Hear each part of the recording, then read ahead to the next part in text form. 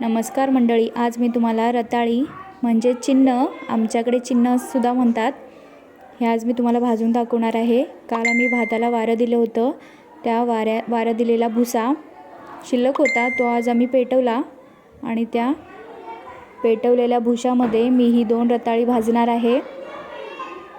हे बघा, ही 2 रताळी त्याच्यामध्ये खोवायची आणि 15-20 मिनिटं ठेवायची। रताळी छान भाजून येतात। हे बघा, अशा प्रकारे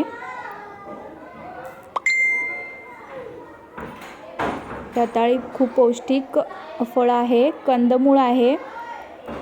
लहान मुलांना देखील रताळी खाऊ घालायची, वजन वाढण्यास मदत होते।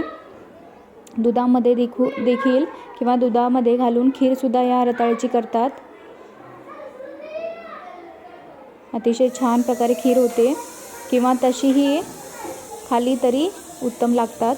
हे बघा, थोडीशी गोडसर चव असते। आता हे सोलायचं आणि खायचं। व्हिडिओ आवडला असेल तर नक्की लाईक, कमेंट, शेअर आणि फॉलो करायला विसरू नका। धन्यवाद।